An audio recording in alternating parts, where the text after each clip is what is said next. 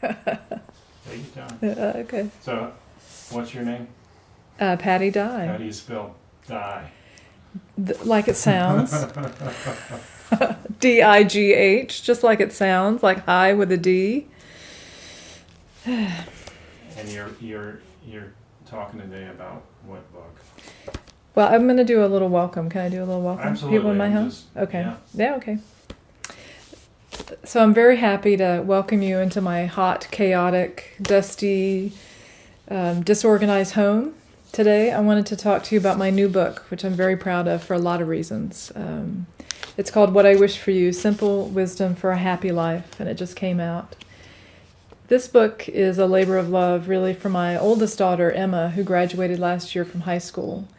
And when Emma was getting ready to graduate, first I had this huge panic because I love Emma and I love being around her. And so the thought of her going off to college scared me. But I also wanted to give her some thoughts, some things to take with her, some questions to ponder as she started this whole big, fantastic new part of her life. And I didn't want to do that alone. You know, I had these big fears in the last 12 months she was home, thinking, oh, I should have taught her how to change her oil, or how to steam an artichoke, or, you know, how to know when you're in love. And so I asked my readers, what would you have wanted to know when you left home, when you went through any kind of transition, really? And because she had grown up on my blog, I started writing 37 Days when she was 12. People from all over the world sent these gorgeous essays and poems and rants and manifestos to Emma. And my publisher, unbeknownst to me, was reading these on my blog and decided that they wanted to make a book. So we chose 37 of readers' essays from around the world to help any of us who are in transition, whether we're graduating from high school or going through a divorce, or we're a businessman late in our career sitting in the airport thinking, is this all there is? I think these words of wisdom from real people like me and you help guide that transition. I also knew that I could go out to famous people. I could go out to, oh, I don't know, Johnny Depp or Billy Collins or past presidents and ask for their words of wisdom. But I had this really innate sense that regular people have crossed the desert in their, in their lives, and they've weathered storms. And I really wanted to ask regular people, what is it that you know? Because we all have an innate wisdom, I think, that we don't recognize. And now I'm sure that we do, because these essays are full of fantastic wisdom.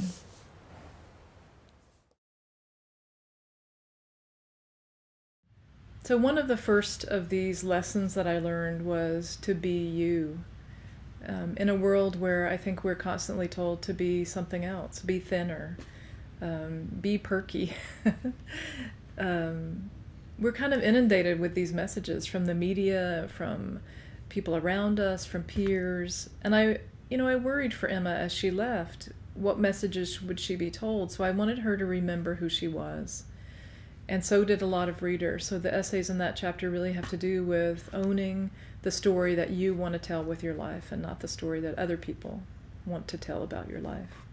The second one was to be passionate, to really focus on what it is that makes your heart go crazy, what keeps you up at night, what makes you the happiest. And so a part of that was for her to remember what matters most to her, and not pay attention to what other people say should matter.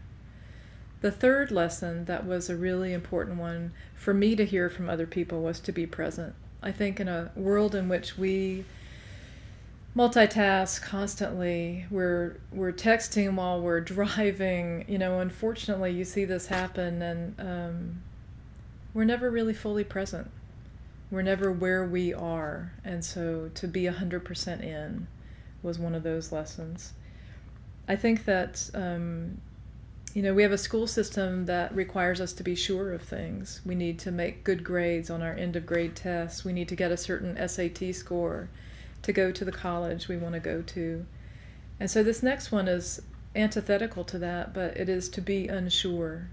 and to let go of certainty, because that's where, exploration occurs, and that's where fantastic creativity comes from, is not knowing. So that's an important one for me, and I thought for Emma and for any of us. The next one was to be curious, and that was really a series of essays about learning something every day and never staying still, in terms of an openness to what's happening around us. And with that comes a need to be naive, I think, to be proud, to be naive, to be curious. And the last one was to be free, to open up your hand. There's a great story in one of my earlier books about a friend of mine who was going to the beach with his commander. He was in the Army. And the commander said, put 2 handfuls of sand. And so he did. And he had these 2 handfuls of sand, and the commander said, squeeze one of your hands really tightly. He didn't know why he was doing it, but he did. And so he said, then open your hand. And the question he asked my friend was, which hand has the most sand? And the one with the open hand did, because he'd squeezed everything out of the other one. So it was really about opening up your hand and being free.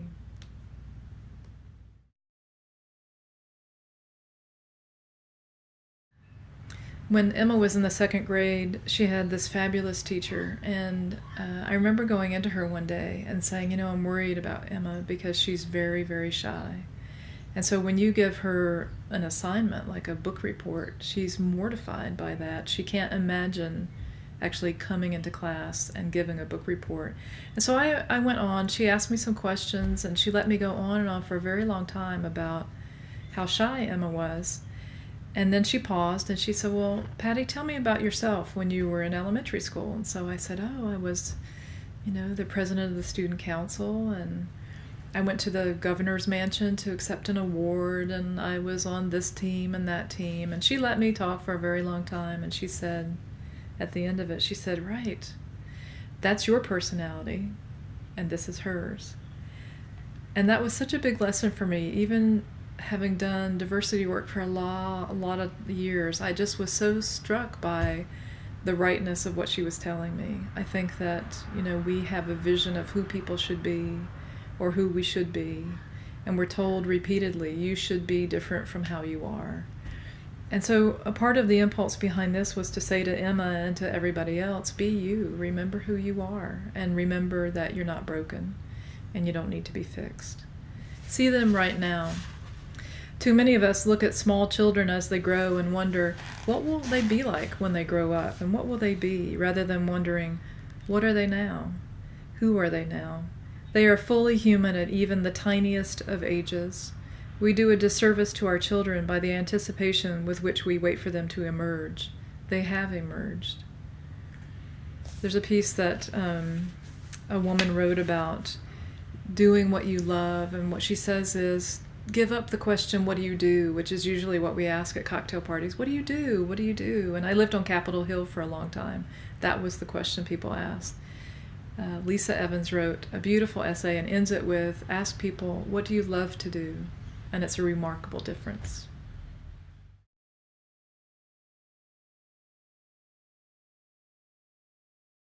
So the next part I want to talk about is this idea of being passionate. What is it that matters most to you?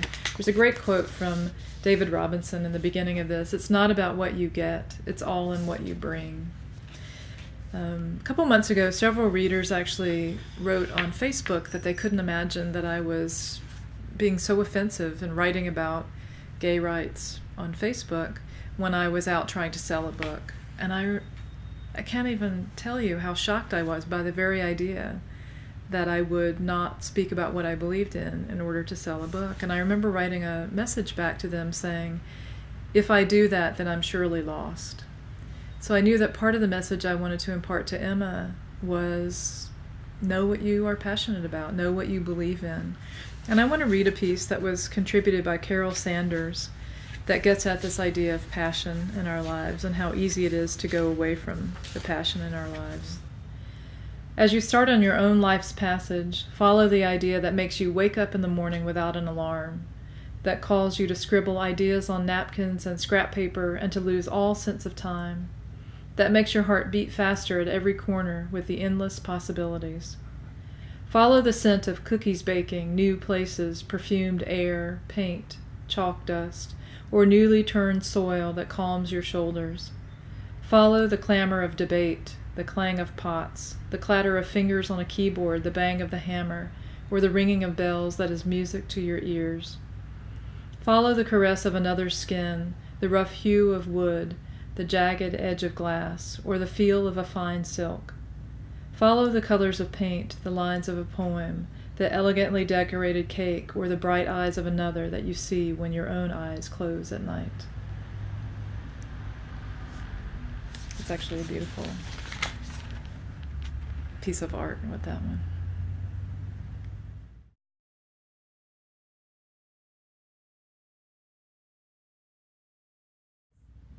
I recently gave away all the clothes in my closet that I had held on to for 15 years, thinking I would fit back into them.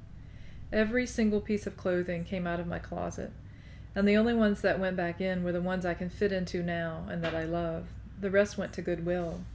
I woke up the next morning, threw open my closet door, and realized two things. One, I had made peace with the spectacular now, finally. And two, I had nothing to wear. Ram Dass said, "Be here now." When we're young and people are constantly telling us to plan for the future and get our resumes in order and major in whatever because there's good money in that field, it's hard to be here now. We feel pressured to be 40 with a good retirement fund.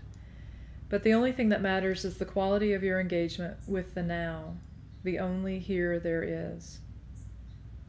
The only thing that matters is the quality of your engagement with the now, the only here there is. It may be inconceivable to you now that time will pass so quickly, so there's no point in my telling you that. But it will, and one day you'll bemoan your own moisturizing habits, and that's how life moves forward. Evolution is messy after all. Life is incremental, like erosion or like a pattern of growth in the rings of a tree. You choose.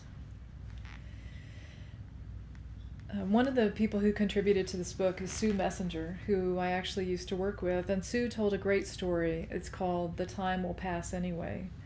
She had, I think was a paralegal maybe, and she had gotten a bachelor's degree in psychology. She was interested in the law, and but working, and she figured out that if she went to law school, she wouldn't get out until she was 26 years old. So once she was accepted into law school, she called her mom and said, "Well, what do I do? Because I won't get out of law school until I'm 26. And her mom said, "Susan, you're going to be 26 anyway, whether you go to law school or not." And I love the idea that the time's going to pass anyway. Do what you love.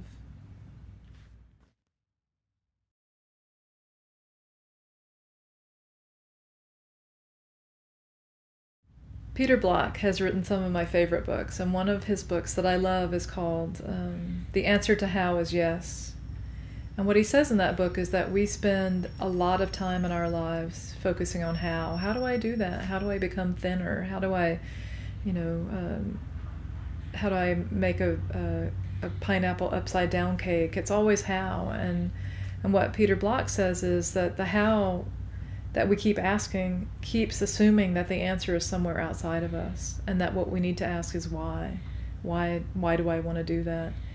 And it also takes us into a place of uncertainty. Not knowing or unknowing becomes a big part of that ability to focus on why. I don't need to know how to do it. I need to know why I'm doing it.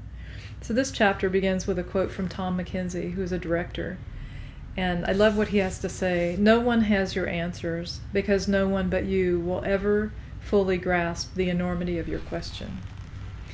One of the stories that was contributed for this section has a lot of meaning for me, and I want to read it. It's called "Be a Failed Artist." It's about this idea of giving up what is sure. It's by Jeremy Reynolds. "I loved being an artist, breathed it. It was what I was. But I was always terrified of becoming a failed artist. Couldn't stand the idea of going broke doing it. I heard the warnings. No money in it. No way to make a living. I loved it so much I was scared to death to even try to be it. So I gave it up. Never gave myself a chance to fail at it. Tried to be something more conventional, something with a future, and searched 20 years looking for what else I was supposed to be. I never did find that out. But I did find a lot of ways to be a kind of almost visible incognito artist impersonating something else. And all that other stuff still happened to me. How much more fun life can offer if we allow ourselves to be instead of trying to be something. In 37 days or 35 years, you'll be what you are. The difference is how much you listen to your own voice. You can't go too broke remembering that.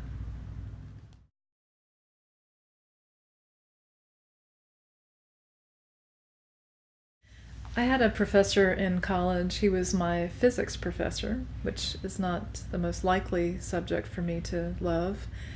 But he was fantastic, Sheridan Simon. And I actually write about Sheridan in all my books in some iteration or another. But Sheridan was this brilliant lecturer about stuff that I really didn't care that much about. But it was fantastic to be in his class, and I learned so much from him. But I remember I was in touch with him for years after I finished college, and he would tell me about going in and giving the lecture of his career, just knowing that every single thing went right, and he was getting kids so excited about astronomy or whatever they were studying, and that what he hated was when he would finish this fantastic lecture that even he knew he'd gotten an A+ on, that inevitably somebody would raise their hand and he'd be so excited because they're really into it and they wanted to know more. And he would call on the student would say, "Is this going to be on the test?" And it would just kill him.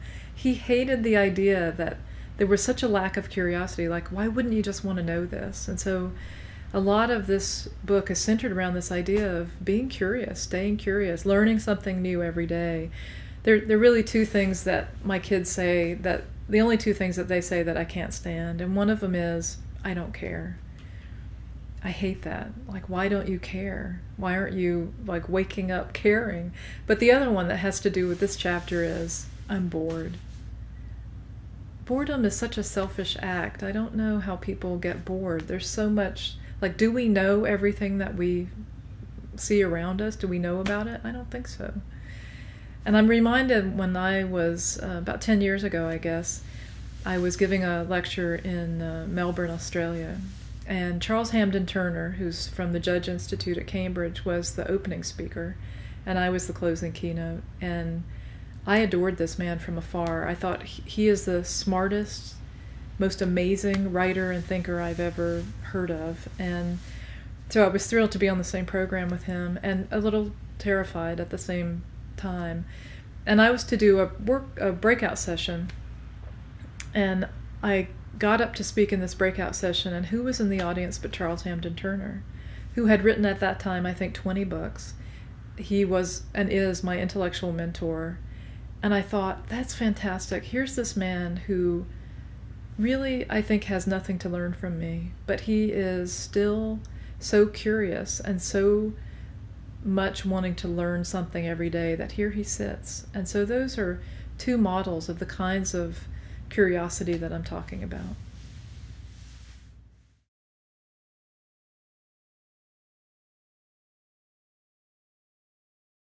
My friend Eliav Zakai submitted a story for this book, and it really exemplifies, I think, this idea of opening up your hand, of being free in a way.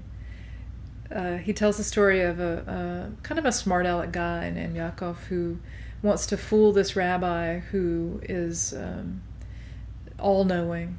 And so Yaakov decides, I'm going to fool him. I'm going to go with him with a butterfly in my hand, and I'm going to ask him what I have in my hand and is it dead or alive. And so if he says it's alive, I'll crush it and show it to him. And if he says it's dead, then I'll let it go free. So he goes to the rabbi and he asks this question, and the rabbi says, well, I believe you have a butterfly in your hands. And Yaakov says, is it dead or alive? He answers, the rabbi looks at him and he says, that, my son, is in your hands. And I love that idea that how we live our lives, how we navigate moving out into the world or through a difficult time in our lives is completely in our hands, that we may not control the circumstance that we find ourselves in. The economy tanks, there's a tsunami, there's all kinds of things that happen around us. So we don't control the circumstance, but we can absolutely control how we are within that circumstance. It's in our hands. And I also love the end of this book. Somebody contributed an essay that I want to read to you, and it's called Instructions for Using This Book. It's a very short piece. 1. Open to any page. 2. Tear that page out and viciously shred it until you have enough confetti to fill at least one hand, preferably 2. 3. Hurl the confetti into the air and whisper to yourself as it swirls around you in a sweet tornado of chaos, I am free. My life is my own. It is all entirely up to me.